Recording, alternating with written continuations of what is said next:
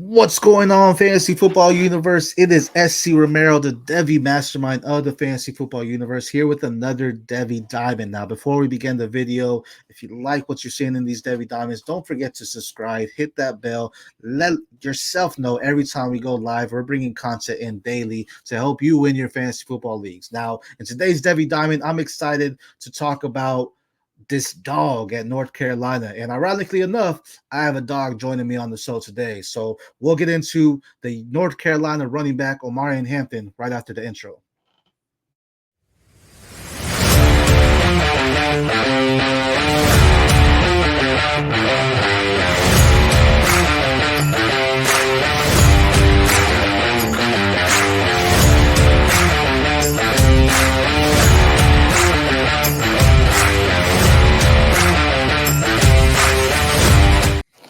Fantasy Football Universe, what is going on? As I mentioned, I am SC Romero. Follow me on X at the PPR. So I am here joined by the dog himself, the dynasty dog, Mike, here to talk about the dog at North Carolina and Omarion Hampton. Mike, what's going on, brother?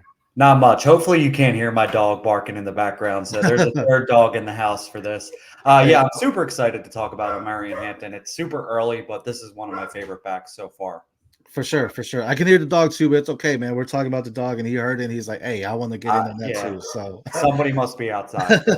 We got stuff to handle right now. for sure, man. And it's ironic, I know we talked about Ted McMillan. You were on the show to talk about him as a Devy Diamond, and we talked about it in the green room. You hit me up earlier this week talking about, hey, I'm watching some stuff on Lamar and Hampton. I really like this. And that's when I was like, actually, that's my Devy Diamond this week, bro. Do you want to come on and talk about it? And you said yeah. So I'm excited to have you on, man. I love your knowledge and your game footage when you watch it too. So let's get right into it. Right now, Omarion Hampton is at North Carolina. He was a 4-star prospect out of Cleveland High School. Crazy thing is, he had 19 offers, from Division I schools, in high school, and he had a lot of unofficial visits to North Carolina. And before he had his first official visit to North Carolina, he went to Florida, Auburn, and Penn State. So it was kind of like, okay, maybe these guys had some leeway in there. But actually, after his visit to Penn State, a week later, he ended up committing to North Carolina. And, his high school, Cleveland High School, is out of Clayton, North Carolina. So it's kind of home state, want to stay there, right? Which is good.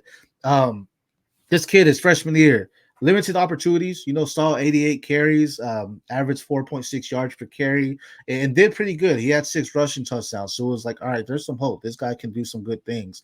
Ball security, we're going to talk about that in area and improvement, but fumbled the ball 3 times. They did recover those fumbles, so that's good. But, that's something you never want to see when it comes to the running backs is them fumbling. Sophomore year, though, breakout season. I mean, if you didn't know about Martin Hampton in his freshman campaign, you knew about him here. 253 rushing attempts. So he definitely became that workhorse, just taking over the full load of the North Carolina backfield. 5.9 yards per carry, which equates to 1,500 yards rushing. Also had 15 touchdowns on the ground. Again, just phenomenal. I think one of his biggest traits is his contact balance. He had 1,072 yards after contact. So that just shows his strength. And that's, again, one thing we'll talk about too, is just his bulkiness and how he can get through the tackles just off his pure strength alone.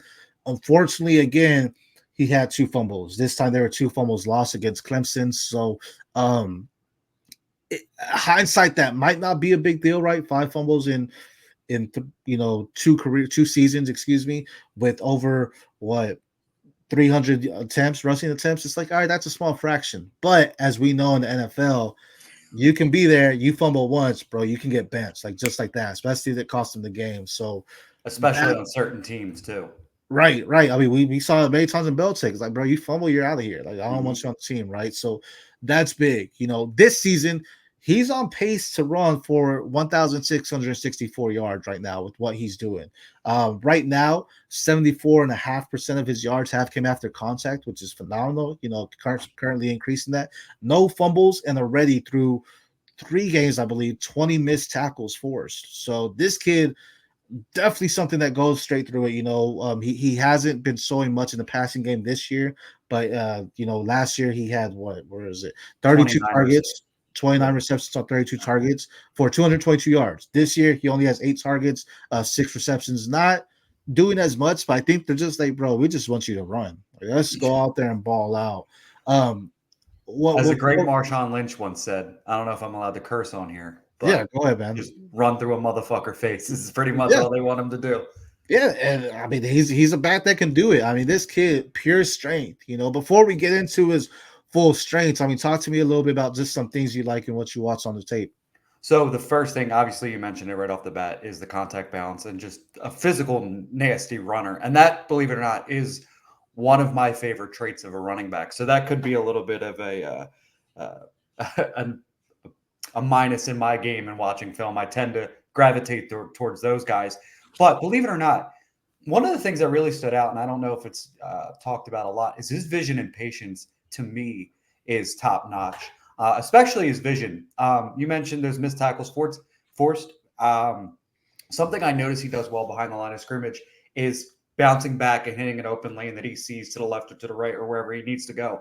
That is something that's super impressive to me as a third year running back. For sure, for sure. I think he's someone that sees the holes and he can get small to get between the hole and For that size too, it's impressive. right, and he has the speed, and let's just go right into his strengths because those are all strengths of his. Powerful runner. We've been saying it already. He is the type of running back. What do you say? 6 foot. Depending on where you look, he's 5'10", between 5'10", 6 feet, depending on where you're looking. 220 pounds. We don't get those full measurements until the combine, right? The legit ones, so you can say, but still great size. And again, someone that I feel in the NFL is just gonna be your pure dominant. Like, I don't want to see him at a committee. I think he's someone that let him go to a place where he could be the workhorse solo back, as we've seen what Brees Hall's doing, as we've seen what Najee can do in some situations. Jonathan Taylor, and hit for later. But those are some guys where it's like they can be the guy that you trust them every down because of their durability, because of their size, because of their strength. They can go through and just power the rock down. And one of those running backs that he may not burst out the 20-yard gain right out, but he's going to be someone that works for every inch and wear down the defense there. Vision. Yeah, that's exactly what I was going to say, is wear a defense down. And that's what those big bruising backs really can do to a defense, especially on the right teams too. Right, 100%. And as you mentioned, his vision is there too. And that's what's great because what he does in the first 10 yards. So whether you say that the 5 yards behind the line of scrimmage, that he may be the 5 yards out, those first 10 yards are important because that's where he makes his impact the most, because he can get through the defense, the front seven, and then it's up to him to get to the secondary. I wouldn't say his top end speed is necessary there, but he can definitely get there within, blink, and he's already into the secondary, right? So he definitely has that quick acceleration to start. We talked about his contact balance, phenomenal. He's not someone that you're taking down with ease. I mean, this kid is constantly getting yards after the contact, which is great. And then the workhorse ability, I think that's something where this running back class, man, I've said it over and over, this running back class is going to feed families for the next 5 or 6 years. I mean, Hampton's one of them. I think the top 8 can be on favoritism. So you can, however you want to do the top 8, you can do it. I think there's a cycle there. Everyone has their preferences. And I'm not mad about if someone has Hampton as the RB1. I personally don't, but I'm not mad if they do because I understand it. Because at the next level, he has the size to be a pro back, and he has the durability right now to be a pro back too, and just continue to get that workload there as well. Yeah, we talked about it off screen. I'm still relatively early in my 2025 running back scouting. I could see him being in my top 3 to 4, but probably being my favorite back of the class, just the way he plays. And I'm glad you mentioned the burst and acceleration as well. We're going to get into some of the minuses of his game soon, but I think the burst itself, he is extremely impressive for 220 to hit, from the line of scrimmage to 10 yards that quick is impressive. Right. I know he's not a car, but like his 0 to 60 would be amazing, right? If he was like one of those cars that hits it. I mean, he just, again, once the ball's in his hands, he can make that explosive. And, he actually might have a good 40 just based on that. Yeah, just off what he can do. Again, that it's that top end speed. Like at the NFL, the faster defenders will catch him in that secondary. Like, I don't think he's going to necessarily burn some of your top safeties there, but he can definitely beat the linebackers or defensive linemen out there too. And all the strengths we're talking about here, you can see the write-up on my Devy Diamonds article on the fantasyfootballuniverse.com there. But explosiveness, no, you hit it. I think he's a back that you just have to watch. Like with it again, those first 10, 15 yards, he's someone that can make a big impact. And you know, when it comes to the secondary, you have defenders that can catch him, but I'm not necessarily worried about that if they're catching him from behind, because he's one of those freight trucks where if he's going head at you, chances are he's going to run you over. Yeah. And it's like if a defensive back or even one of your faster linebackers catches from behind, that's okay because he still made the play to get you behind him, right? It's like you gotta play catch up at this point. So I mean, his receiving skills I think are underrated too, as we mentioned. 29. Secure hands. Exactly. And that's where I like him a little bit more too, because he has a trace to be a three down back. I do think he needs to work on pass protection as well, but because he has some receiving skills, his route running isn't completely polished, but he can definitely be a check down guy. Like we're gonna talk about a team that I want him to go to later, but I mean, you think about like Bo Nix in Oregon, right? Check down king, what he did with Bucky Irvin. I think Omarion Hampton can fit that mold of just being checked down and not necessarily, go deep. He's not gonna, burn anyone as I mentioned, but he's definitely someone that get the ball in his hands, let him break through, 5 or 6 guys because he's so strong there too. Yeah, I rewatched that game against NC Central. I think that was the most recent, or that was 2 weeks ago. I forget. My YouTube TV recorded it for me. He was dribbling dudes off of the turf, and it's just so fun to watch. The running backs are doing that to people. Yeah, pure strength, man. I mean, to be honest, between him and Gordon, I think between him and Ollie Gordon, I wouldn't be surprised if they both do the bench press. They're the strongest backs in the class. I think those two are two of the top guys there. Which is just they're built off just building that concept bounce and just running through guys. Again, that freight track just straight through the bridge there and hitting the wall with pure force, So I'm excited to see what he's going to continue to do because right now, I mean, they're leaning on him too. Like I mentioned, they're not really going to the passing game for him. It's like, bro, we just want you to run, go out there and run like your Forrest Gump, right? Just make sure you're getting through, and he's doing everything there. And the thing, you mentioned he does everything there. He is essentially that North Carolina offense right now. They don't have a whole lot of passing game weapons like we talked about. I do like Bryson Nesbitt quite a bit, but they also don't have the quarterback play to, really develop those wide receivers. So Omarion Hampton carrying the load of that team on his back legitimately, like Greg Jennings, for sure, is just awesome. And it's interesting because during his freshman year, there was a back that signed up with him too, in George Pettaway. That I was like, this is gonna be the Thunder and Lightning, where Omarion's the Thunder and Pettaway's the Lightning, and he just completely outsigned Pettaway in the sense that Pettaway ended up transferring out. I forget what school he went to. I feel like it's I want to say Jackson State, but don't quote me on that. But Pettaway's transferred out now. Now it's Hampton, just him. Like this is his time to shine. And yeah, I agree. He is the offense. He goes down, offense is gonna be anything this season. But speaking of it, every back, every prospect has areas of improvement. What are some areas of improvement for you that you see? So we talked about the burst of acceleration. That is something that's a positive. But then when he gets into the open field, the long speed is something that does concern me slightly. Those 60-yard runs that, he's starting to tail off at like 55. He's starting to get a little slower. Yeah. And he is getting – obviously he's dragging people along with him, but I would like to see him finish those runs for touchdowns or whatever, they need him to do. But again, he does get caught from behind quite a bit. But he's still dragging people, so it's like, it is what it is. But again, he's not finishing it for a TD, and that's what we want. Yeah, I agree. Again, that top end speed. I mean, don't get me wrong, he does burst them, right? He can hit, large gains and stuff like that. But a lot of times, those are guys that it's like you see them giving up. They're like, all right, here they beat us. And I say this all the time, and this is something that I realized back in the day when watching Vince Young against USC in the Rose Bowl, rewatching that game a few years ago, and even now, you see some defenders slow down. Like once Vince Young gets in that open field, you see defenders slow down, and you see it in college sports today, where it's like you see some secondary guys, wide receiver, tight end, whoever, quarterback, running back, gets into open field, and these defenders slow down. In the NFL, they are not slowing down because they know that can be their job. right? So they are gonna go at you 110%. They're gonna catch you. So he may see less of those big bursts there, but at the same time, again, what he's doing for the team prior to that, just getting the yardage and moving the chains, I think is what's going to elevate him to be a top back in this class there. Pass protection, as I mentioned, I think that's something where 9 out of 10 running backs can just work on. As always just have to do that is, try to pick up blitzes better, try to be better in gaining your feet there to not necessarily do cut blocks or anything like that is something good. And ball security.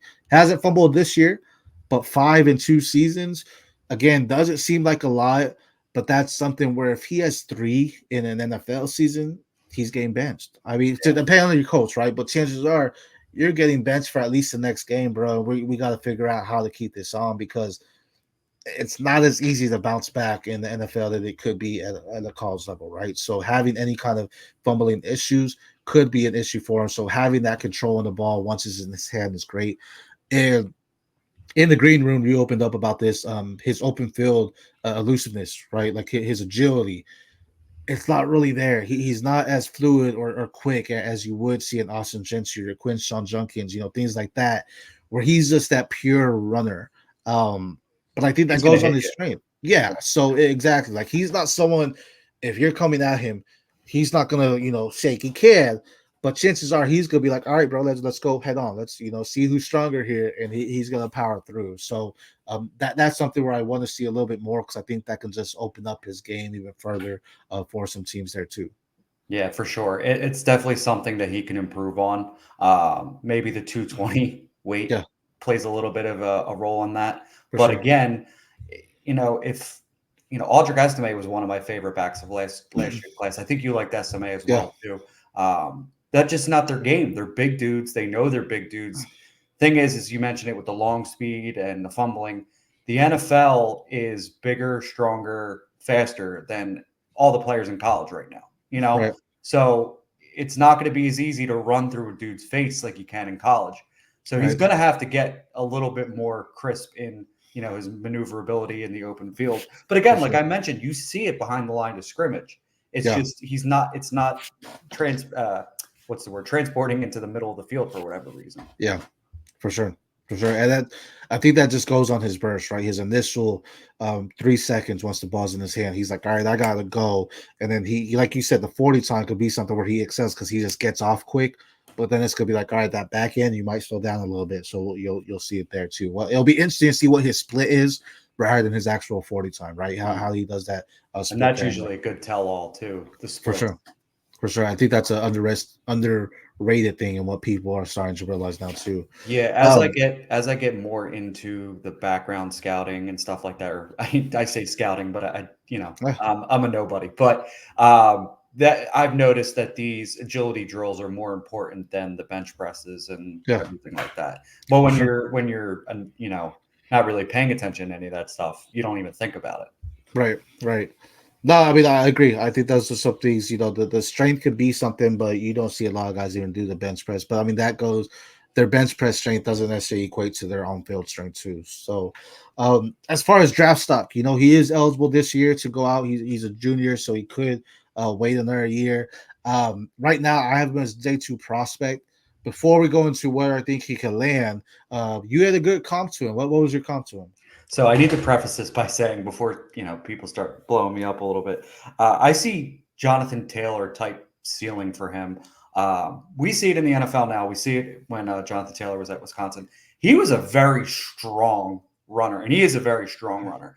I will the burst and acceleration. They're both very similar. I'd say Jonathan Taylor has him in the long speed because I don't see Jonathan Taylor getting brought down too Right. often. But the builds are very similar. The strength is extremely similar. The burst and acceleration is all there. Man, if he lands in the right situation and he works on the things that we mentioned, he could have a Jonathan Taylor type career. For sure, for sure. I'll talk about his fantasy impact later on too, but I agree that the right situation is gonna matter on whether he's an RB1 or an RB2.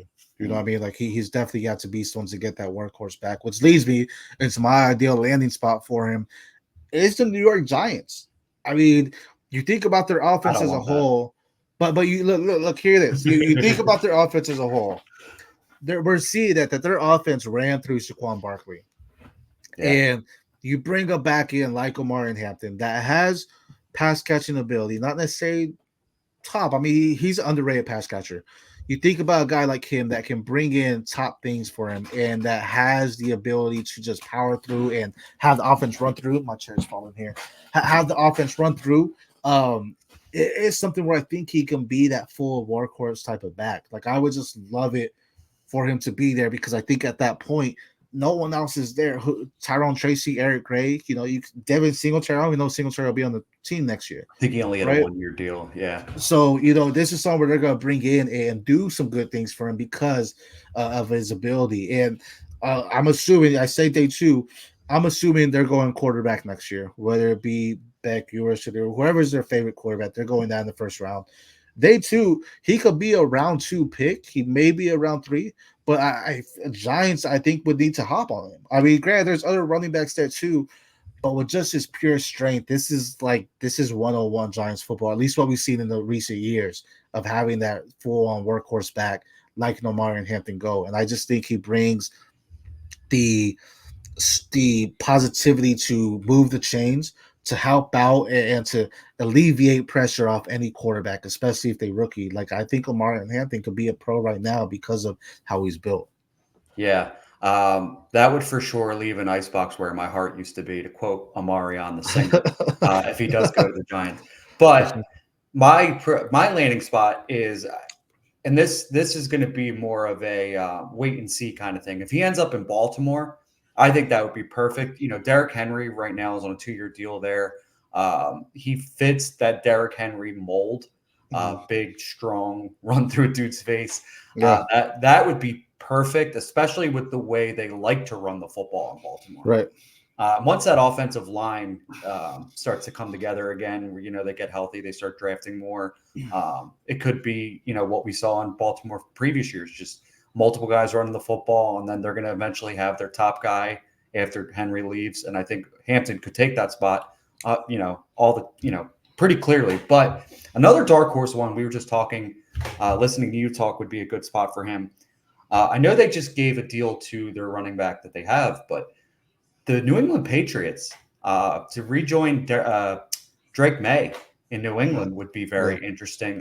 They need some offensive firepower, and Drake May is going to need some help. So that might not be a bad spot. Or is it with New England that goes into the landing spot? Like I think, if he goes to Baltimore, Henry's still there. Obviously, Henry's in front of him, but he definitely becomes RB2. Like he can beat out Justice Hill and Keaton Mitchell. So that's easy. Giants, I think he could beat out all their backs right now that they're Devin Singletary is great, but I just think Hampton is a better runner. I think we think Devin Singletary is an underrated running back. New England, I thought about that too, but that's I don't want him in a committee. Like I don't want him in a timeshare because he's someone that he's gonna make his work off the work he gets, right? And I don't want to see him split times. And then you have Ramondre Stevenson, who's kind of similar as just a power back, right? So New England, and truthfully, just New England in general is it's a dark horse, sure, and I like pairing him up with this quarterback, but that's just like a dead zone for running backs if they're not the main guy. Like they've ran committee before, so. Well, look at what Ramondre Stevenson is doing right now, though. That dude is looking, refreshed in that offense. And Antonio Gibson's not the guy there either. But to my point, Ramondre's the main guy. Like if Omarion Hampton goes there, are they splitting timeshare, or is Hampton Antonio Gibson where he's just not necessarily getting the proper work that he should be getting, right? So that would be it, where it's just like that committee back is where I don't want to see him split time with anyone. Like even if let's just throw out if he went to Indianapolis, if they choose that, I don't want him to have I want him to go somewhere where he's going to be the workhorse back, because I think that's where his true talent signs, and I think that's where you're going to get the best out of him from fantasy production as far as an RB1 upside. Like his ceiling is RB1, but if he goes to a spot where he has to split some time, you're looking more towards an RB2, top end RB3, if that as well. Yeah, I could see it. I'm just hopeful to get that North Carolina team back together. There you go. They gotta go trade for Devontae Walker too, though. Well, don't do that. Don't do that to Javon Baker now. Cool. But as far as fantasy impact, I mean that kind of landed into our fantasy impact.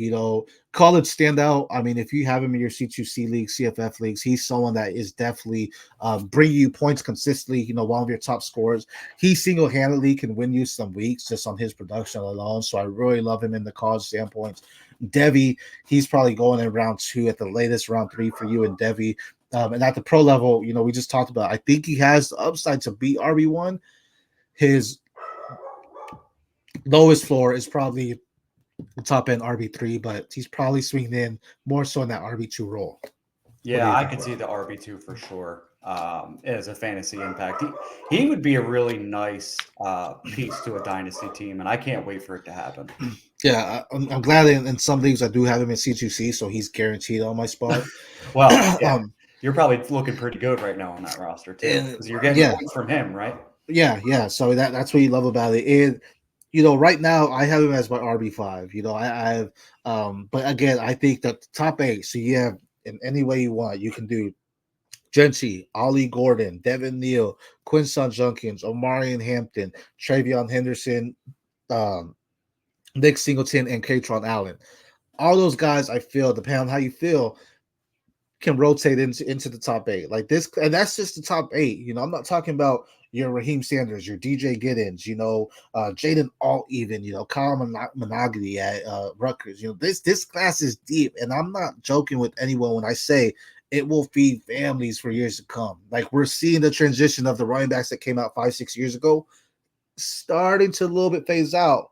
This new class is coming in, and this is the one that's going to take over. What do you think this compares as a class? I know it's a little off topic, but to the 2023 class with Bijan and Gibbs and those guys? It's better. Top to bottom, it's better. Yeah. Bijan, I think Bijan is the standout. Like, he would be RB1 in here. But Gibbs, I think I would put Genchi, Quinshawn, Omarion, Neal, and Gordon over him, and probably Singleton. Gibbs, I like his elusiveness. I like he's great, but smaller back. I think top to bottom, this class is better. You had that 23 class was you had the top guys, and then you had a teardrop. The top 8 I just said, I think that's one tier. Like, just 8 backs in the top tier. You know what I mean? Like, I think it could really rotate into that one tier. And then you have a drop, and that drop may be consistent, but even within that drop, you probably have 8 to 10 guys there too. And then you'll have another, you know what I mean? So top to bottom, I think this class is better. The running backs are going to be what people are going to be going after. We've seen wide receiver go. The quarterbacks, people are going to jump on quarterbacks and super flex. The running backs are going to be the ones that make the biggest fantasy impact, I think, in this class. Yeah, for sure. I'm starting to notice, because I'm starting to dig into the running backs a little bit more, that I'm going to be taking more flyers this year on, the 4th, 3rd round running backs than I probably would in, this past class, because we had so much wide receiver talent. You were just taking flyers on pretty much anybody you could. This is going to be, I think this is going to be extremely different and flipped on its head. For sure. The amount of running backs we're going to have.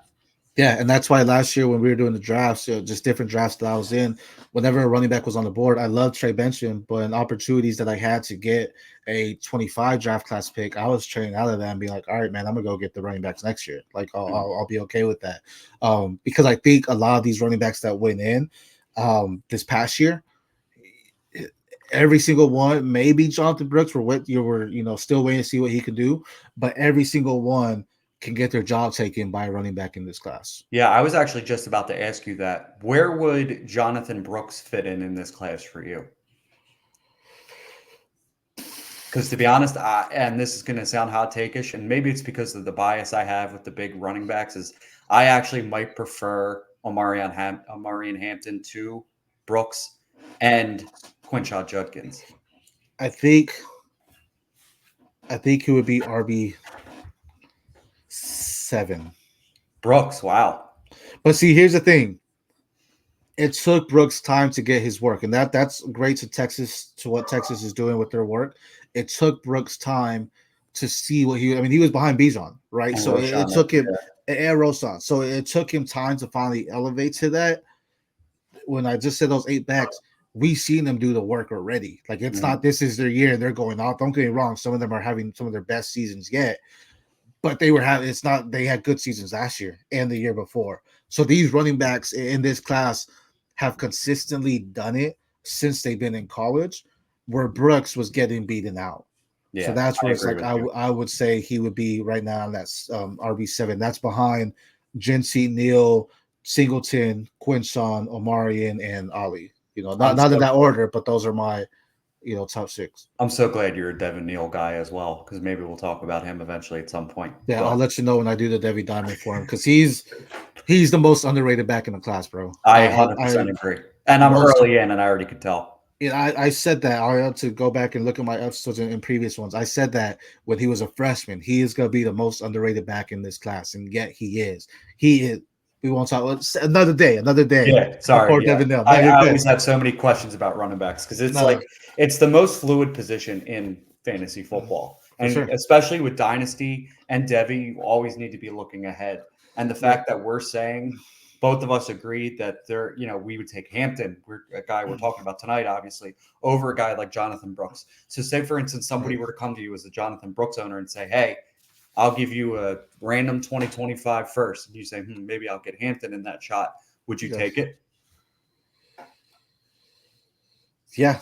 Because I know people are going after the quarterbacks, and he's in Carolina right now. I don't want anything to do with Carolina, right? So it's like, I'll take it all day, So for sure, I think I would 25 first randomly. Yeah, I would definitely do that. So I offered it because I know what I'm getting. But that's all we have, man. Devin Neal, I'll make sure I get you back on for that one. But Mike, before we let the people at Fantasy Football Universe go, tell them where they can find you. You can find me at Dynasty Dog Mike on Twitter. I host a podcast with my best friend Rich. We do the Dynasty Dogs podcast. We do that every week. We are actually starting up a secondary podcast on all Philadelphia and wrestling, so we have to have you on that as well. Sure. Called the Philly Goggles. That just started up. Yeah, we believe in Joe Hendry. Right. For sure. That we're going to be going into our second episode this week for that. So again, you can find me at Dynasty Dog Mike. And come join us, and it's going to be a fun ride this whole season because it seems like it's never ending already. Yeah, bro. Dynasty, C2C, we don't sleep, man. We watch it all the time. So I always appreciate having the dog on himself to talk about a dog in Omarion Hampton. And my other dog. And our dog, the 3 dogs here today. As he said, follow him on X am I doing it the right way? X at Dynasty Dog Mike there. Great content. He loves wrestling too. We talk about, like we said, we believe in Joe Hendry. Fantasy Football Universe. You like the Devy Diamonds, you like learning about the future. Make sure you subscribe to know when we're live. Every Saturday we're doing a Devy game day preview to talk about the top 25 teams and then players to watch there, as well as daily fantasy football content. So like, comment, subscribe. We appreciate all of y'all. Until next time, for the Fantasy Football Universe, guys, I am SC Romero at the PPR. So he is Mike at Dynasty Dog Mike. We will see y'all next time. Peace.